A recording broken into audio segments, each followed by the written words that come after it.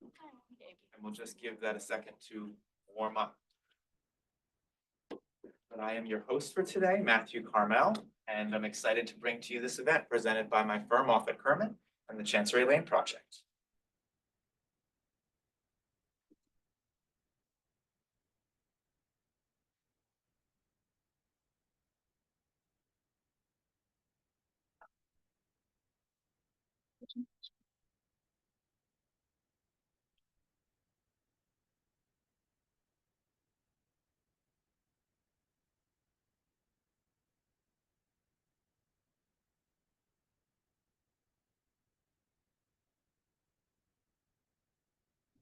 We have a very exciting agenda for you today. We'll have 4 speakers. I'll introduce them as we go. I'm going to go over some ground rules first before I introduce or say any of the really fun things. So the ground rules are there is CLE offered for this event. You will see an email afterwards. For those of you who are remote, you'll need CLE codes. We'll give them throughout the event. For those of you that are in person, you will not need CLE codes. We know you're here. For other ground rules, for those of you who are in person, raise your hand to ask questions at any point in time you would like. For those of you remotely, please put your questions in. We have someone standing by to supply those questions to the panelists. And again, we're happy to take questions throughout. Otherwise, everyone will remain on mute. So with that, I will introduce myself first. So my name is Matthew Carmel. I'm the chair of the Environmental and Sustainability Practice Group at Offit Kurman. I can't change slides anymore. So next slide, please.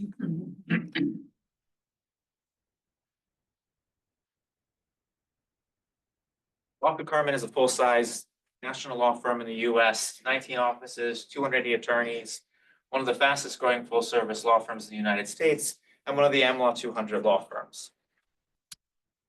It is a very, very forward-thinking place. I launched their environmental sustainability practice a couple of years ago, and we are working to bring those concepts to all the different aspects the firm works in: real estate, business, corporate transactions, M&A, traditional litigation efforts, and incorporate all things environmental sustainability in those spaces. We have some sponsors for this event, which are on the next slide.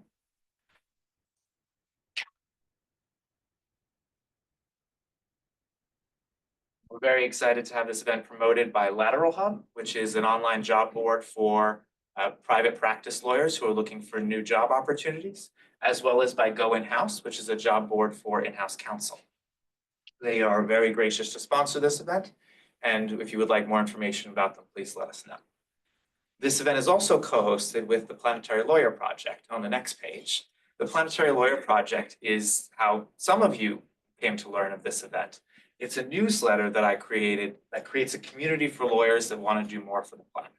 It started as a way to collate jobs so that I could show lawyers what climate jobs were available in different industries, and grew into, as I was finding my way from being a traditional environmental lawyer working on hazardous site cleanups to doing a whole host of climate and ESG type things.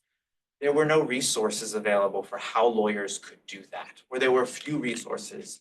So I put this together to do that.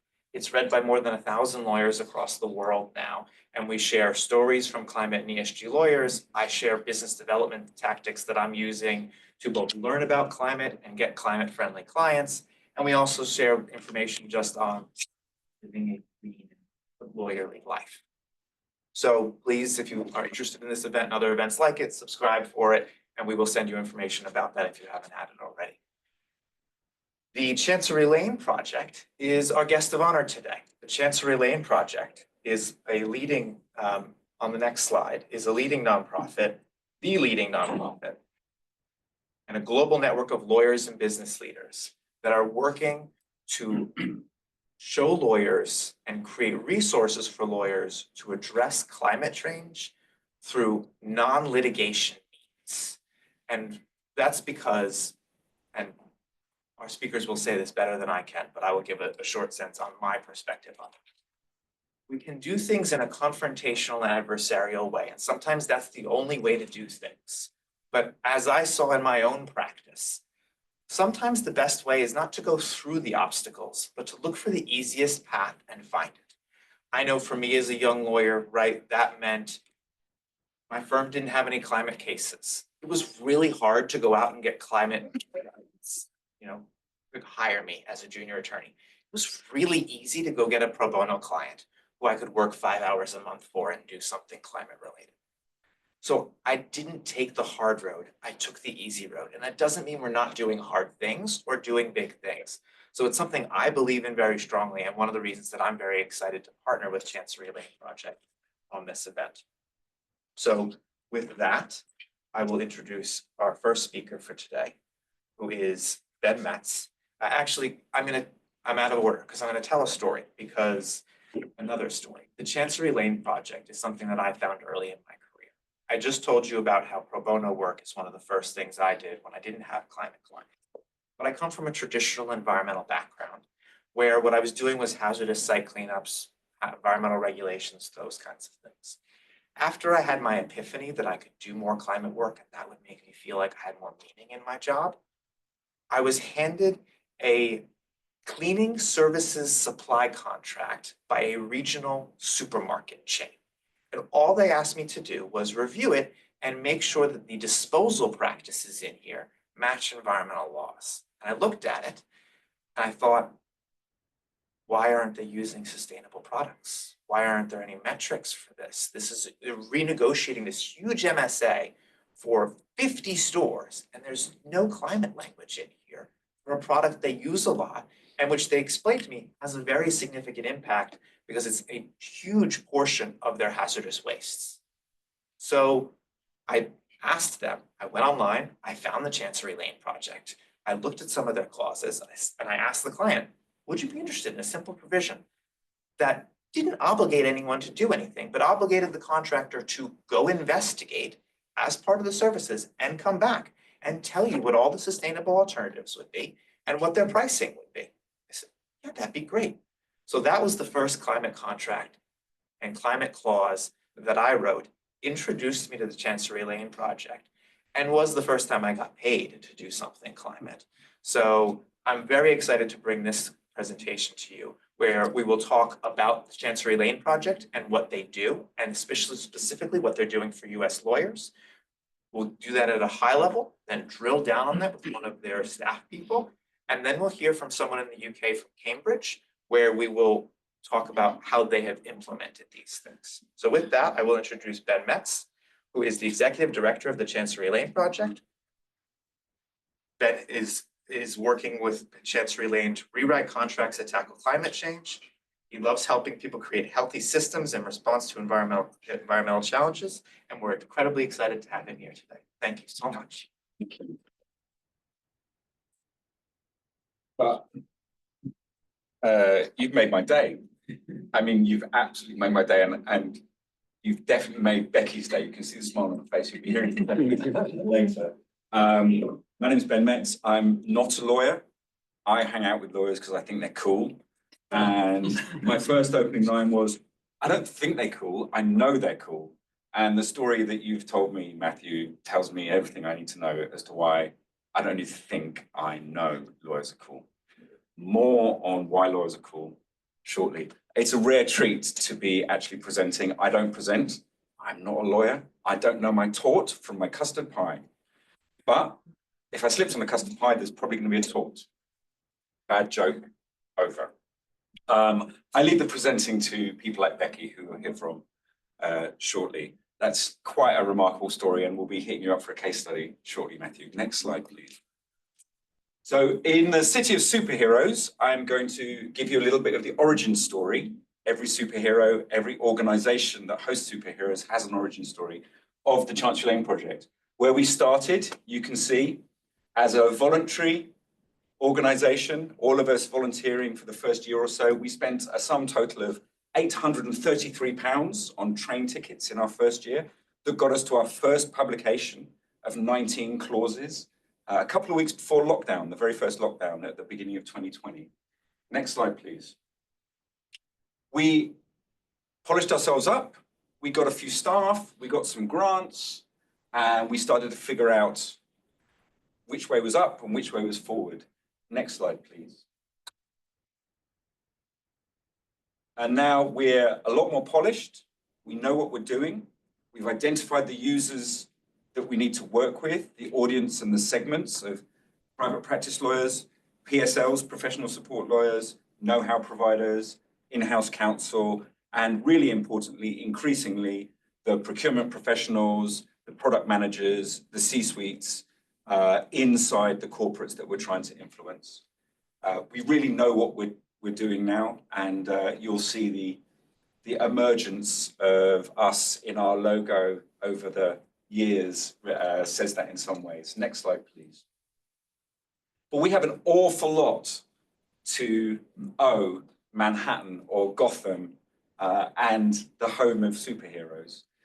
So in July 2019, at London Climate Action Week, which is the little sister to New York Climate Week, which is going on now, Matt Gingell, whose idea this was, and who is our chair, was at a talk being presented by the very British explorer Pen Hadow. He's an Arctic explorer. And he had a one-line throwaway comment that he said, what we need is a Manhattan Project for climate. And on the train home, Matt wrote this, drew this diagram, which shows the absolute core of what the Chancery Lane Project does. It shows us all the inputs that we've gathered together to create the content, which we'll talk about later, and the outputs that come from that content. And here's Matt earlier this year channeling his inner superhero, one of the greats of our fair, of this fair city, which I'm having a fantastic week in. Next slide, please. One back, really important. So, anybody know the Brooklyn Superhero Supply Company? No. Stop work, go there today. So, this is the home of superheroes, and I'm going to be coming back again and again to the theme of the great power that comes with lawyering and the great responsibility that follows from that. So there's an author called Dave Eggers, quick tangent, pretty famous author. He noted in the area that he was living in San Francisco, the Mission, that there was a very high level of low literacy in schools. So he set up a project called 826 Valencia. And on the surface, when you walk in, it's a pirate supply shop. So you can go there and get everything you need to be a budding buccaneer. But you walk through the back, or you go through a secret tunnel if you're a kid, and you're in a warehouse, which is a literacy project, which twins journalists and writers with the kids of the Mission initially, and now it's a global movement to increase their literacy.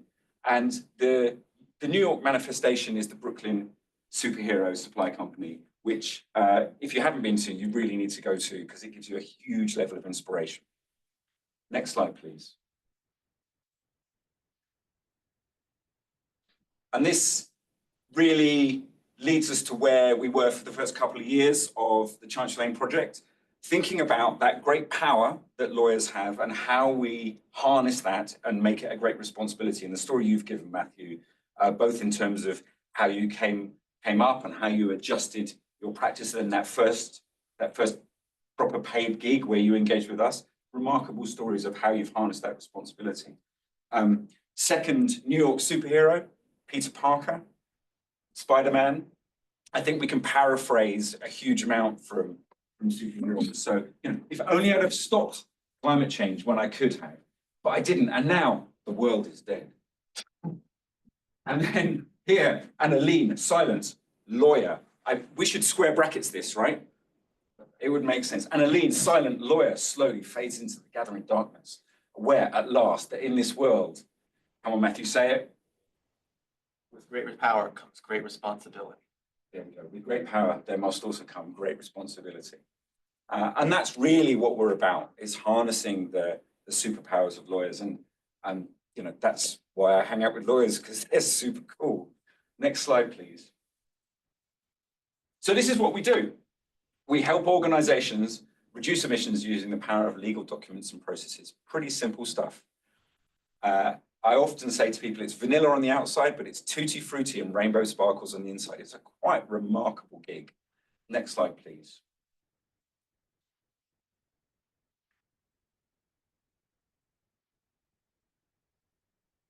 So law is 1% of the global economy. It's set to be $1 trillion business globally this year or next year.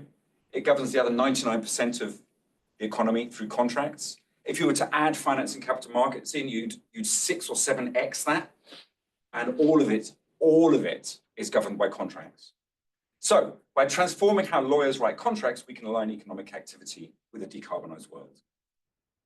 Really simple. And back to the point that Matthew made earlier, there's a triumvirate in law. There are essentially 3 areas that philanthropy, climate action, however you want to call it, intersects with law. The vast majority of the focus is on litigation. That is the smallest piece of the jigsaw. There's a very big range of activity around regulation, policy change, and legislative change. Again, really important, but the smallest piece of the jigsaw. The biggest piece is contracts and how the economy is wired. And we can make that change happen in days or weeks.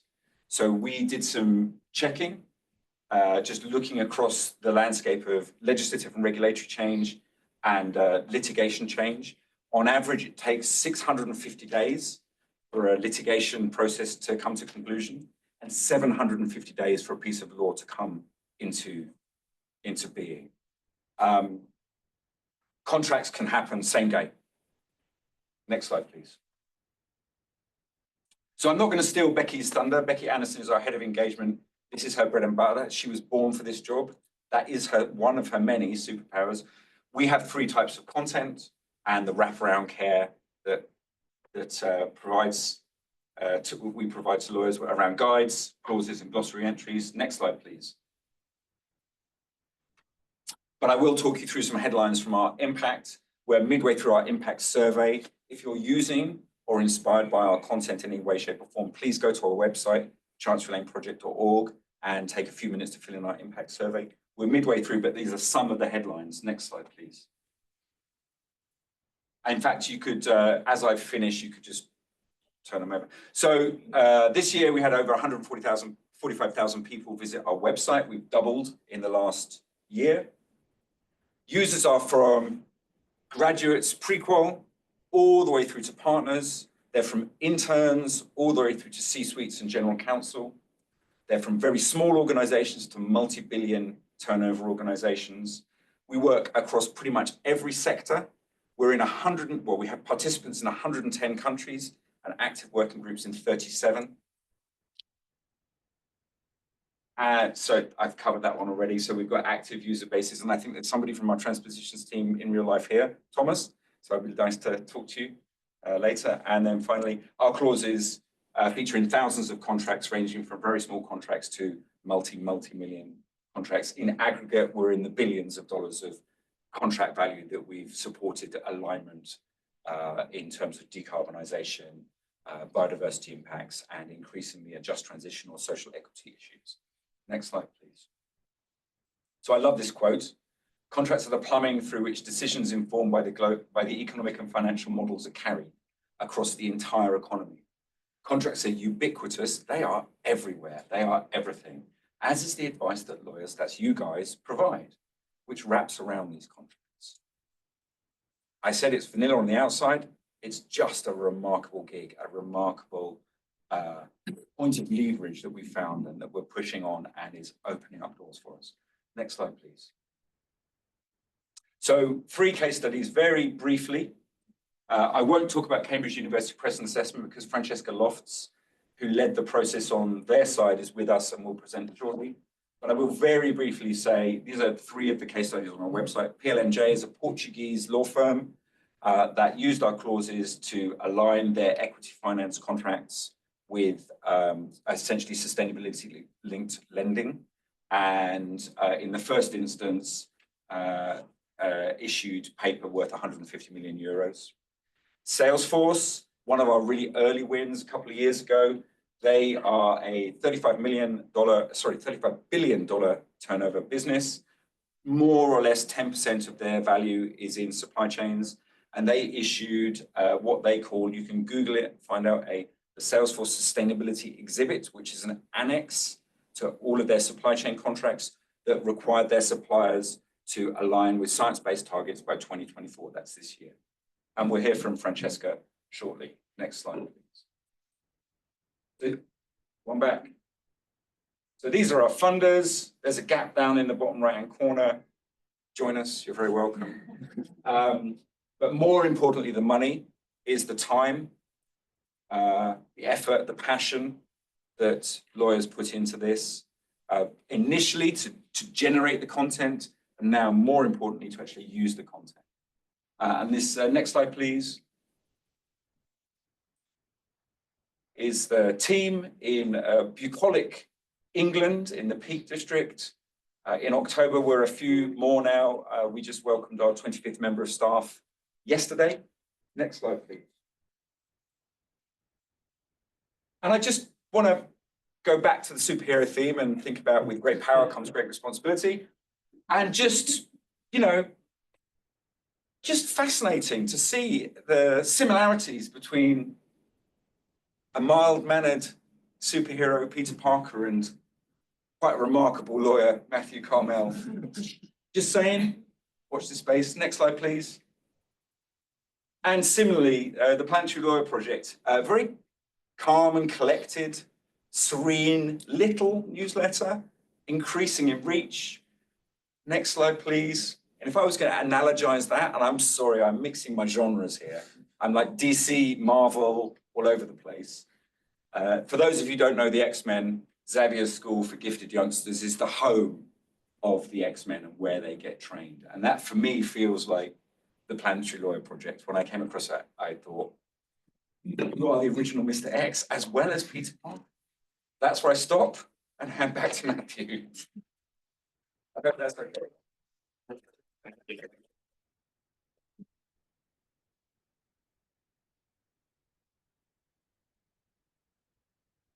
Now hear from Becky Annison, who is the head of public engagement at Chancery Lane Project. She, before joining Chancery Lane, was a solicitor at, she trained at Bird & Bird and then spent 14 years first as in-house commercial solicitor, specializing outsourcing contracts, and then as a senior editor at Practical Law. She has extensive experience in both public sector and private sector projects, commercially minded and focused. She's a strategic thinker with a real interest in innovation in the legal sector, and we're very happy to have her here to present for us today. Thank you so much. I also want to apologize first off. I've got a little bit of a cold and my voice is a little unreliable, but I'll do my best. But thank you so much for that introduction. If we could move on to the next slide and the one after that, I think. Oh no, go back one, my mistake. I'm going to start by referring back to what Ben said. What is the scope of our content? This project started with clauses. If we move on to the next slide, then we'll see, hopefully, that's excellent. This project started with clauses, and that's still very much the foundation of what we do. Every lawyer knows that's where you turn ideas and goals and lofty aims into legally enforceable agreements, which is the important bit. And as any good lawyer knows, clauses themselves are just one part of a much larger whole, and we wanted our content to represent that as well, which is why we have guides and glossary entries. We have a full glossary of climate terms and guides, which are used for implementing clauses and making them really successful. And I'm going to go through each of these in a little bit more detail now. So we can move to the next slide. Hopefully we'll start with glossary terms. Excellent. So clauses need words, and words need to have an agreed meaning, and that's obviously where our glossary comes in. We use a lot of jargon, a lot of really quite technical language in the climate space. Net zero, greenhouse gases, scope 3 emissions, carbon credits, and many of these words, if not most of them, don't have clear, legally agreed definitions. So we set out to create standardized legal definitions for these terms, which are jurisdiction neutral as far as possible. And frankly, this has proved quite a surprise hit. I think that lawyers routinely find themselves, ourselves, coming up against unfamiliar climate language all the time. And this resource is really helping people to make sense of their practice. So the first thing is that this is just a dictionary definition, if you like. If there's a word you come across that you don't understand in the climate space, check out our glossary terms. We've almost certainly got a definition in there for you, but all of them have been drafted to be technical standard legal definitions that you can pick up and put into a contract as part of your standard definitions in your contracts. If you move on to the next slide. Thank you very much. Obviously, clauses. Clauses are what we are known for. This is how we put climate goals into operation, by creating specific clauses. When I was a lawyer in practice, we routinely had clauses in all of the contracts in my business that said you will comply with our environmental policy. An environmental policy which was almost always written to be an internal facing document, not full of legal standard definitions, not full of requirements for a supplier, a third party, to do. And so what we try to do here is to say, let's get really specific when it comes to climate and when it comes to clauses. We now have over 150 clauses spanning multiple jurisdictions, including the US, England and Wales, Japan, Australia, New Zealand, Germany, Ireland, and Italy. And the spread of subject matter is even wider. Everything from construction agreements through finance, my favorite, of course, supply chains and procurement, but also insurance, employment, and beyond.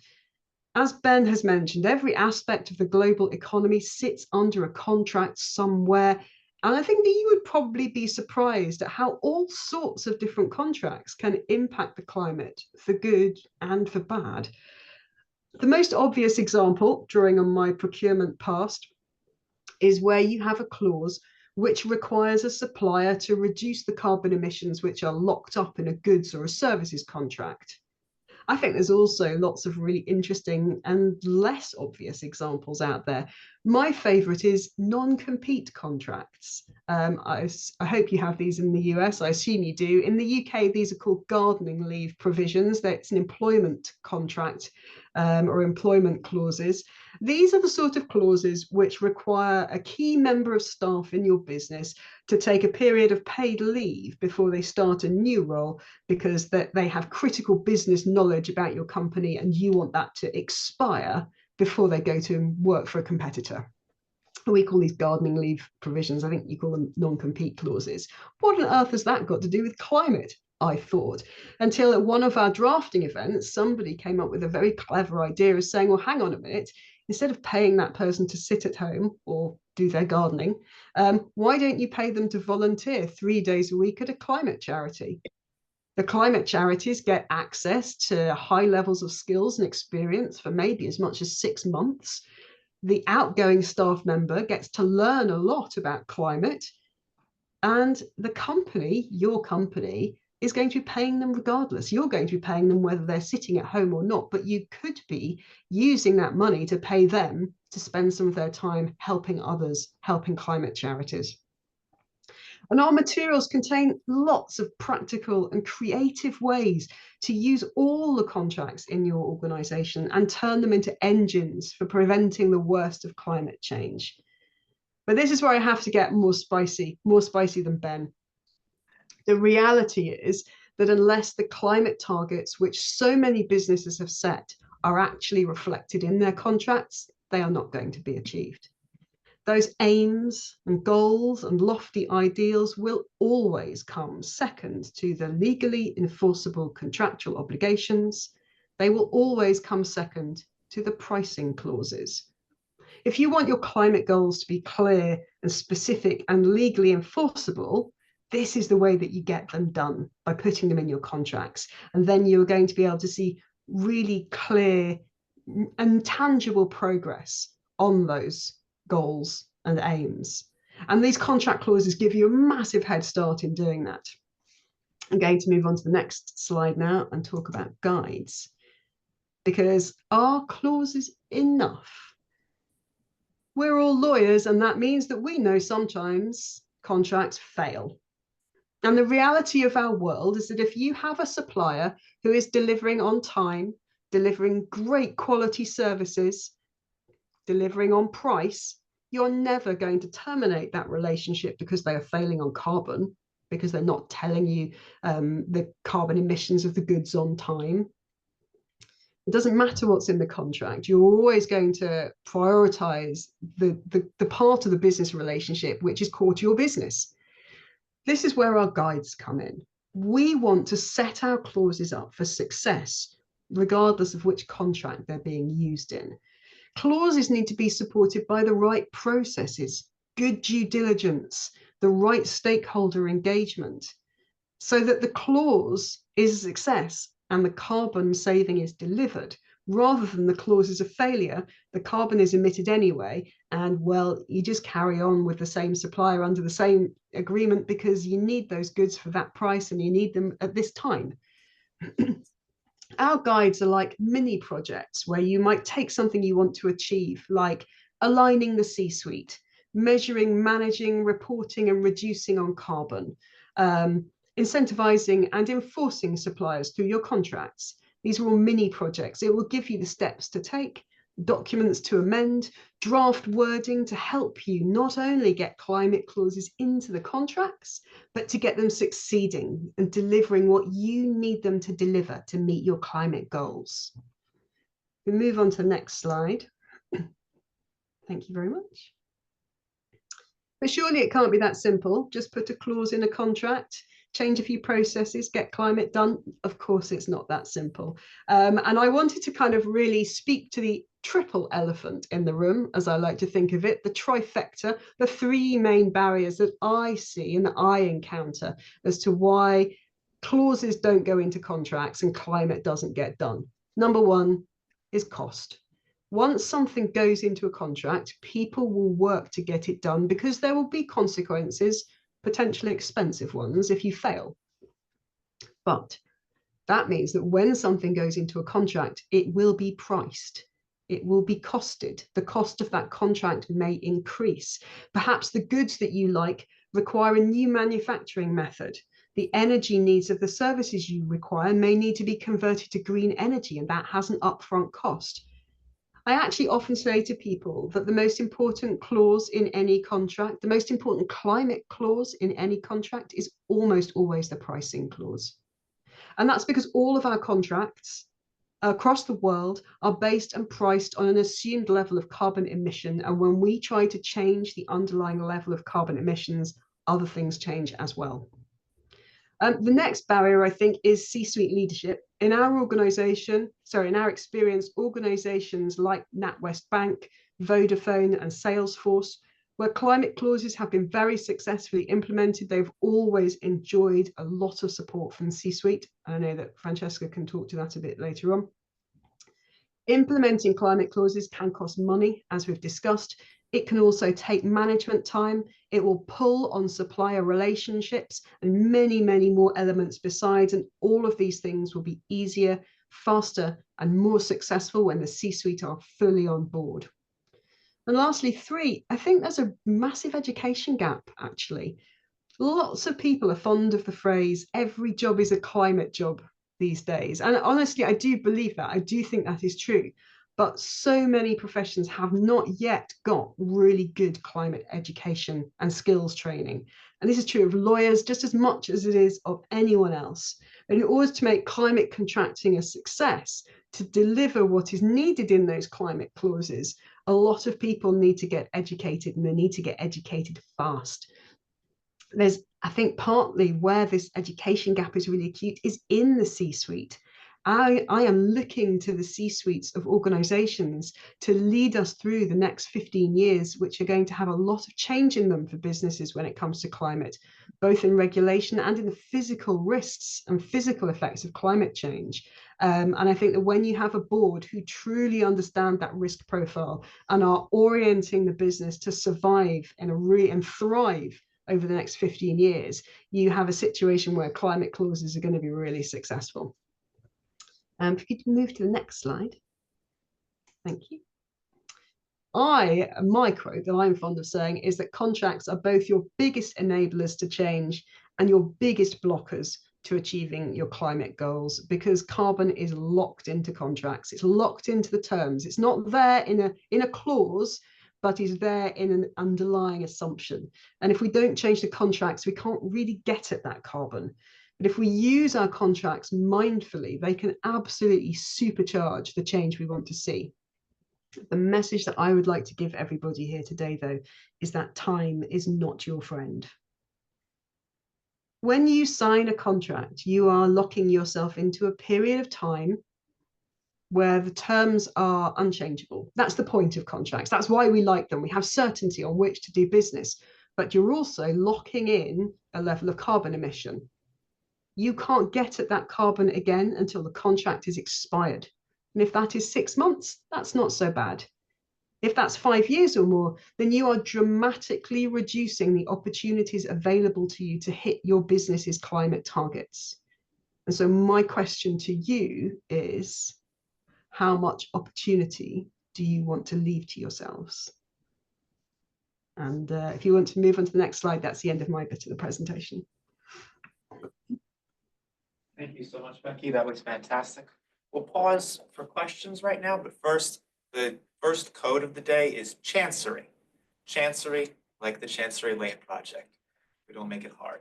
So any questions from the remote? We will only take them via Q&A or in person. Do you have any, Kate?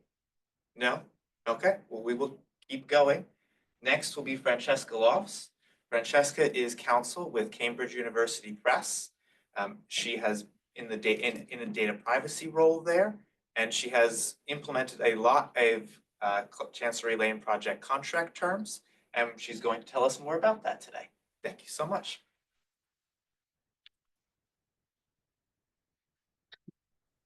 Hi, everybody. If you could move on to the next slide, please. I'm Francesca, and I'm really excited to be here with you today to talk about my experiences with the Chancery Lane Project. I'm going to share my journey with climate drafting and some of my ideas which might inspire you to realise your sustainability superpowers within your organisation. So as Matthew said, I'm Senior Counsel within our Data Protection Technology and Procurement team here at Cambridge University Press and Assessment. Who are we? We are a global organisation that's nearly 500 years old, with over 6,000 employees worldwide, and we are a world leader in assessment, education, research, and academic publishing. On this slide, there are a few facts and figures from our current year for you to have a look at. And if you take a look there in the bottom left-hand corner, there is our Scope 1 net zero target. Let's look at that a bit more closely. If you could move on to the next slide, please. This is our public-facing emissions statement. This slide comes from our corporate brand pack. We put that out there into the world for everybody to see when we talk to anybody, really. We are publicly and prominently working towards this goal. Next slide, please. We are also UN Global Compact signatories, which is something, if you haven't heard of it, I definitely recommend you look more into. And next slide. We take ethics very seriously. We are an educational charity trying to help people all around the world, and that goal impacts all of our behaviours. So when I heard about the Chancery Lane Project, I already knew that I worked for an organisation that would probably benefit and enjoy using its clauses. But how did I make the leap and move from that state of knowledge into actual action? Well, the real spark for me to ignite this whole process happened because of my personal life, not my professional life. And like Matthew, by background, I am not an environmental or a regulatory lawyer. And until relatively recently, I thought that I couldn't do anything sustainability related via my work. The only steps I could take to have an impact on the environment related to my personal life choices, where I do try and make good decisions. But it came to a point a couple of years ago when I thought, well, when I'm at work, I assist with huge transactions every day. And surely, whilst I can make an impact with my personal life choices, surely I could make a much bigger impact influencing my organisation. And on reflection, that was my first move to realise my own sustainability superpower. Next slide, please. So don't underestimate the power and the influence that you have within your organisation or on your clients' organisations, and the impact that you can have as a trusted advisor, whatever your role is. You need to consider, however, what makes your role unique and where and how you can effectively influence your business or your clients' businesses. Once you've worked that out, why not put that influence to good use? So here's what happened to me. In 2021, I attended a Chancery Lane Project session about the contract clauses, and then I undertook their excellent facilitator training to enable me to become a workshop facilitator.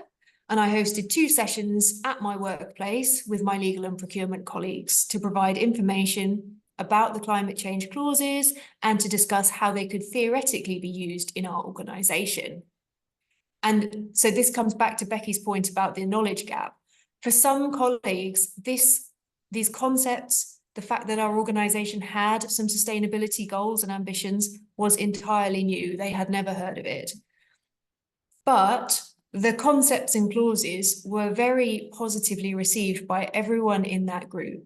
Everybody was interested. We had some great conversations, and people brought their own interpretations to the work.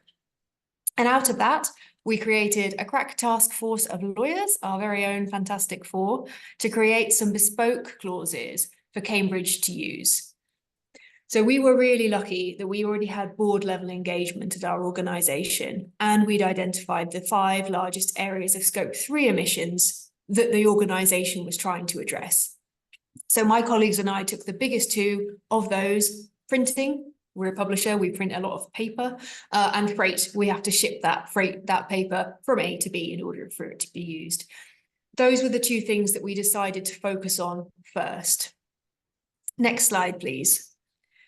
So what we did was we assessed all of the Chancery Lane Project clauses. I think there were slightly more than 19 at the time. And we chose Owen's clause as our general long form supplier clause. And when you look on the TCLP website, you'll see that there are different sort of levels or shades of green in terms of the intensity of the clauses and how impactful they are. Owen's clause is actually a dark green clause, which means it's got significant obligations in it. So why start with dark green? We'd never done anything like this before. Well, we didn't want to put in some light wording for our key suppliers in key areas of emissions, which weren't going to do anything in practice, because frankly, that's just a waste of paper. But what we did want was to have something that was actionable and real. But it needed to be something that we could comply with, as well as forcing our suppliers to do something. So we had to adapt the clauses to have a manageable set of requirements, coupled with effective governance provisions that we could start actioning from day 1. So to get to that place, after about 6 months of work, workshops, reviews, discussions, we had a set of clauses to use, and these have been included in our subcontracts with our print suppliers, our freight suppliers, and we also now use them in a number of other key supply chain contracts. And as was mentioned, there is a case study on the Chancery Lane Project website that you can take a look at. Next slide, please. And I am really pleased to say that these clauses have not only been almost universally well received, but our suppliers have been happy and enthusiastic to incorporate sustainability into our governance structures, and conversations and actual actions are taking place as a result. And as a lawyer, I don't often feel that drafting gives me too much joy, but in this case, it really does, and it's such a pleasing outcome to have. Next slide, please. So we know that we're only at this very start of our journey. And at this point, really the main thing that we're looking for with our supply chain is a commitment to sustainability. And you have to start somewhere. We're in the process of embedding end-to-end processes to make sure we're working with the right partners, but also to ensure that our actions match our words. we might not terminate a supplier if they're not doing a great job in terms of emissions, but frankly, when we come around to our next round of tenders, we're not going to stick with them. And we are, we're following, our actions are matching our words. It's a journey. We've got more clauses to create, and we need to adapt our original clauses because we've become much more sophisticated over the 2 years that we've been using them. But we couldn't have got this far without the Chancery Lane Project resources or support. So if you're inspired to go on this journey as well, I definitely recommend looking on the TCLP website. There is a lot there. It really is. It can be a bit overwhelming.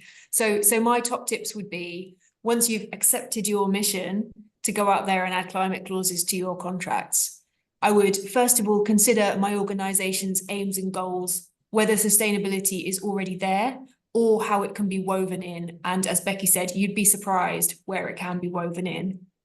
Then you can assess your organized readiness and then use your knowledge to understand the outcome that you're looking to achieve, to focus your efforts and to adapt the resources appropriately. And I just wrap up by saying that you can believe in yourself to bring about a change. Believe that your influence and power can be used for good, and you never know, you might even surprise yourself. Thank you very much. Take down the slides now.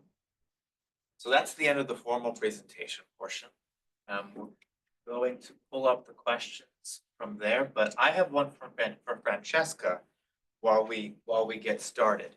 So were all of the lawyers on your team on board with this, right? Like, how did you begin introducing this to the other lawyers on your team? Because lawyers, especially in-house counsel, I find, can be very risk averse. So how did that work for you? I think that's a great question. And as lawyers, I think we're trained to think in a certain way. We're always assessing risk. We ask questions. We're trying to understand, where the benefits are, where the risks are, and how we can mitigate that. Another thing that we also like to do as lawyers is rely on precedent. What's happened before? Let's just do it again. There's not a climate clause. Why would we ever want to put one in? So, that is can be a difficult conversation to have. But I think once, from my perspective, partly having the board behind us was very helpful, but also encouraging people to try and think outside the box and think what they would actually be proud to say that they'd worked on was a really positive thing. I think the other side of that is, perhaps as lawyers, we're perfectionists. I certainly had some conversations with some colleagues saying, but what's the point? What if we can't get 100% accurate emissions data from our suppliers? If we're not going to terminate the contract if they're not hitting targets, if we ourselves have to move our net zero target, it's a failure. It's not going to be perfect. It's not going to work. And I think as a lawyer, you perhaps have to move out of that space of black and white, right and wrong, and be very comfortable in those sort of changeable grey areas to go, look, we know it's not perfect. We know it's evolving, but we also know we have to make a change, and let's do our best. At this point, all we can do is do our best, and nothing's going to go horribly wrong as a result of that.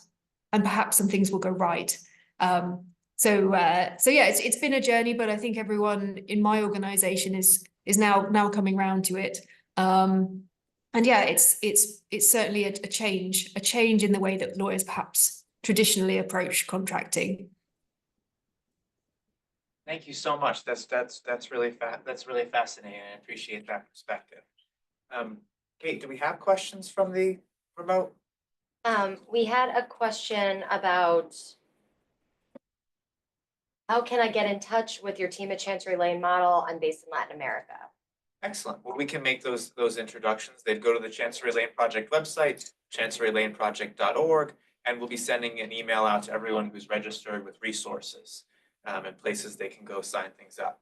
Yes. Yeah, I have one question, Matt. Thanks so much for a great presentation. I'm curious about any interaction with any of the reporting frameworks, the voluntary ones like GRI or SASB, and also how much influence you think regulation, European regulation, the California reporting requirements have had on interest in your project.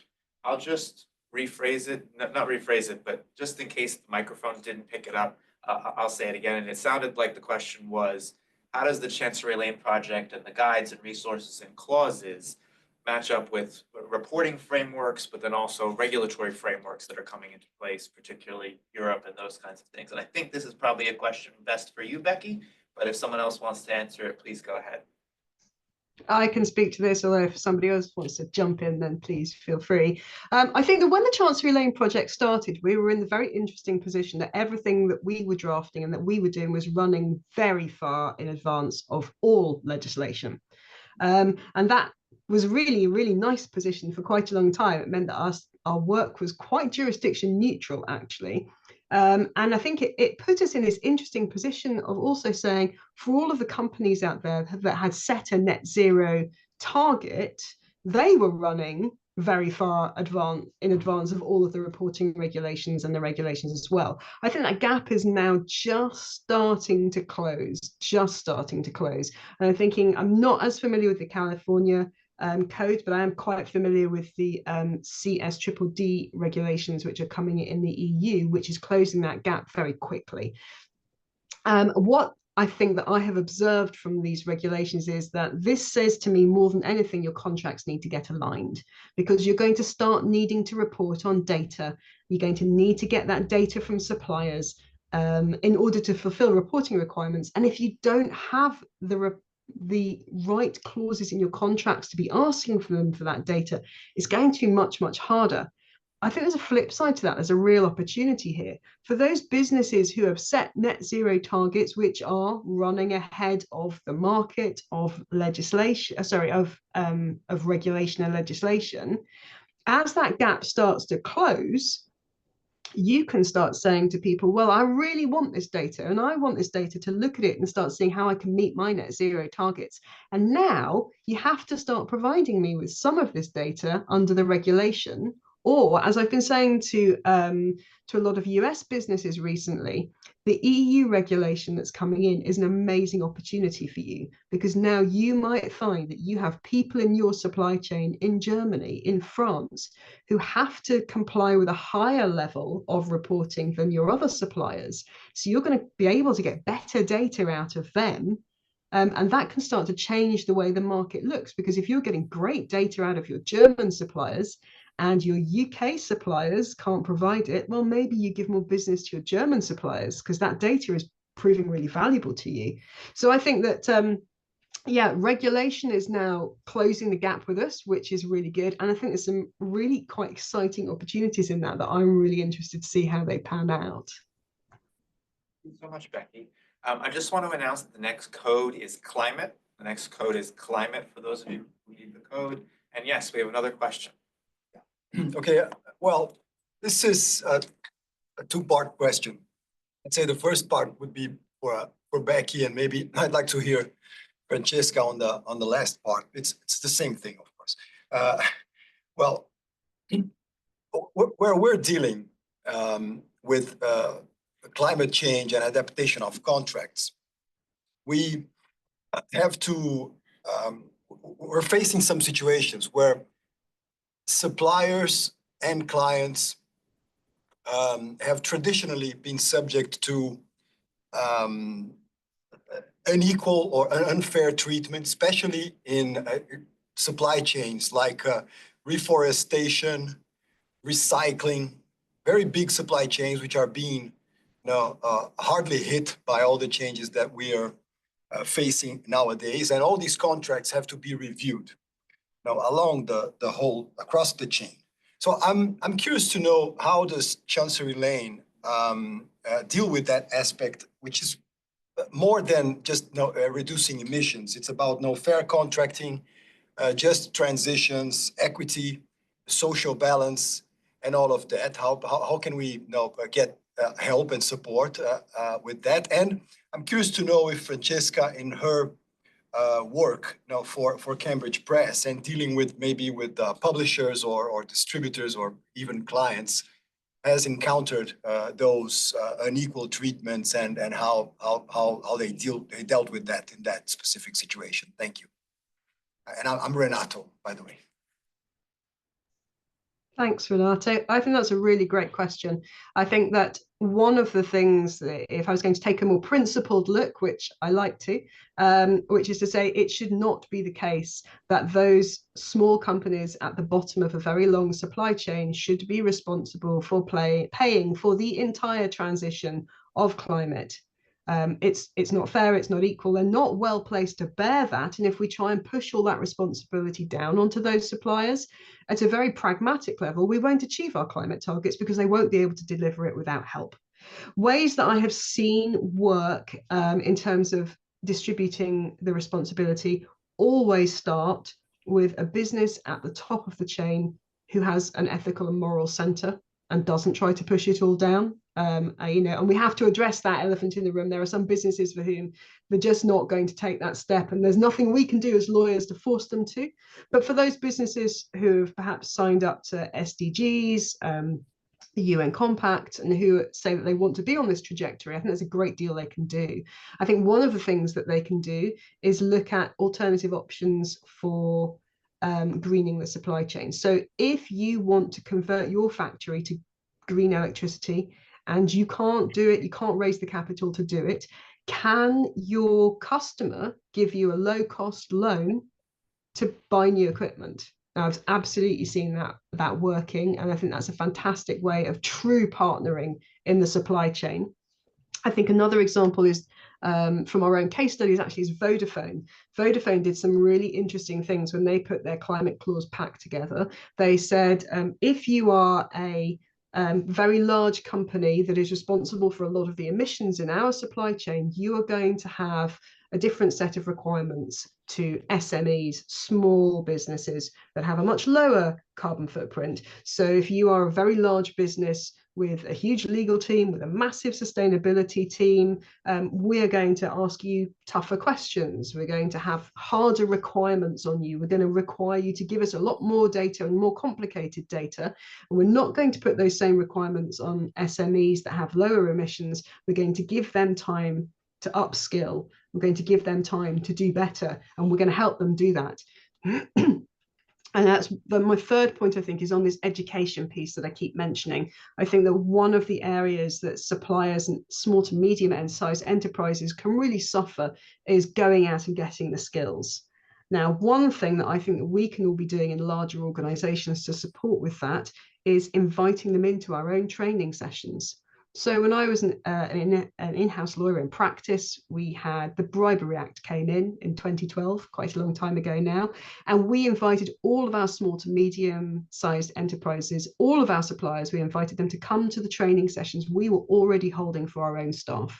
You can absolutely do that on climate, and that means that you end up with a supply chain who are not only trained, it doesn't really cost you anything to have a few extra people in a webinar these days. Not only are they trained, but they're trained to the same standard as all of your other staff. So they're going to be much more seamlessly in sync with your organization to achieve your organization's goals. So that's, I'll pass over to Francesca now. I think Ben no? Okay.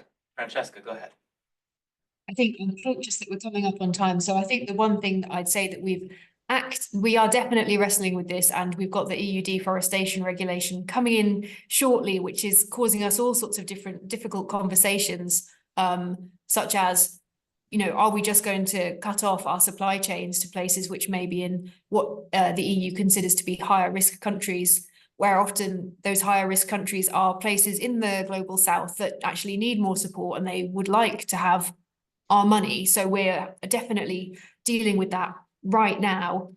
But I think the thing that we've practically done in our contracts at the moment is to adapt, and it's a really easy one to do, adapt our continuous improvement clauses.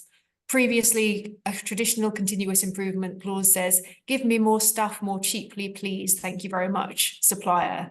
Ours now says, please take into account cost, slavery, ethics, emissions, when you're thinking about improving it, because if we were asking our suppliers to think about their ethics and their supply chains rather than just cost when they're trying to change what they're doing, that has a real impact on benefiting those in places which need more support and, you know, more economic benefits from the global north. So yes, it's definitely raises some difficult questions that we're dealing with at the moment. Much, Francesca. We are at time, so we thank you all for joining today. If you did not get your question answered, just send us in an email and we'll send it to the right place. As noted, there'll be a CLE form that I believe was dropped in the chat. We'll send that to you as well by email.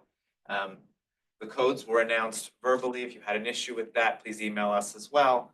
And those of us in the room will be here to answer questions as well. So thank you so much, and we can close the webinar